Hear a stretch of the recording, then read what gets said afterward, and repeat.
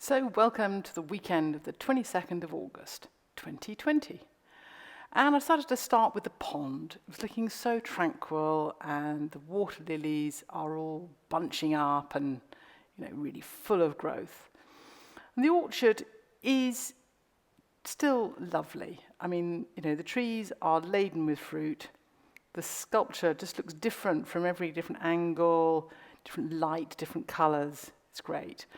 But on Saturday, it was quite wild and windy, the weather. You've got no sound because the microphone completely packed up, but believe me, it was windy. But underneath those trees, actually, it's pretty calm. And that delicate grass is, in full flower, as far as a grass flowers. And it's all looking rather lovely. Everything's got a bit battered by the wind recently.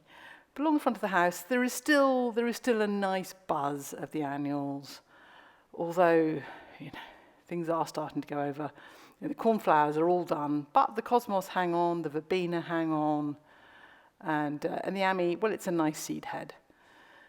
In the cardoon bed, the cardoons are looking great. They are just so statuesque and beautiful. And in the bed along the side there, I've got a range of different sedums, and this one in particular is just covered in bees. At the heart of the garden, we have the red bed, and it is looking glorious with all the late season colour and the helianthemums and the heleniums and the dahlias and the cosmos are growing. Dahlia, Bishop of Llandaff, hard to beat.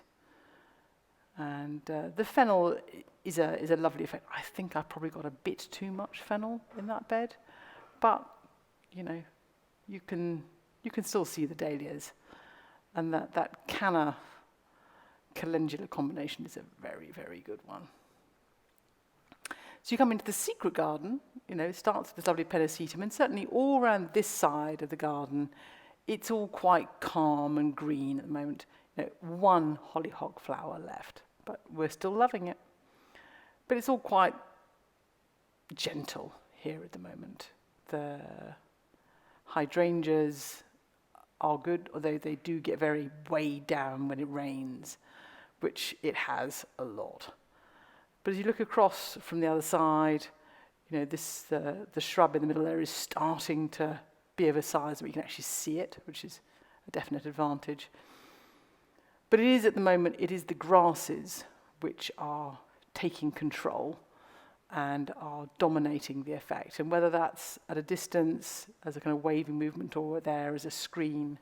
But this bank of planting with the super vibrant dahlia and the remains of various nice plants coming across to the two big clumps, the sanguisaura at either end, the way it frames the view is glorious. And the dahlias are amazing. And as you look down into the Eudophyry, there's some lovely blues, steely electric blues coming through from both the Echinops and the Eryngium. But the Echinops are much loved by the bees.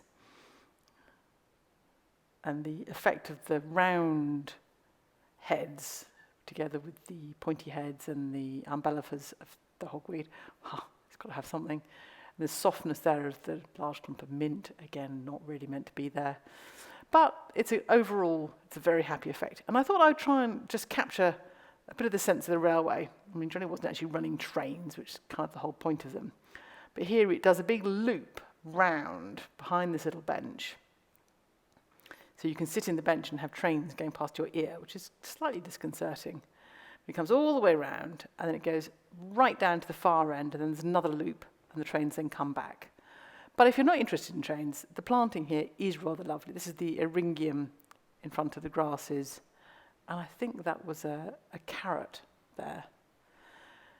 In this big curved bed up by the house, the dahlias are definitely the star of the show. So at this end, you've got the big, deep red one. At the back, there's some lovely of this Aster Munch, which is very good. The rose is hanging on and doing a bit of a second flowering, again, much battered by the rain. But along the front of the bed, I've got this sort of nice series of planting with the marjoram and the nepeta and I can't remember what those, Senecio, I think those silver things were called. But at the back, held together by these giant, lovely, creamy dahlias. And this one, which again is very, very pretty, but actually I'm going to move to be nearer the mauve section of the garden. But as you look back from the terrace, you know, it's a wonderful flowery effect. And on Sunday, we actually had a lunch party, heaven forbid, under lockdown.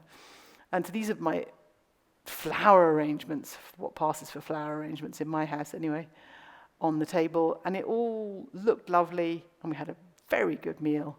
Talked about cars and plants a lot.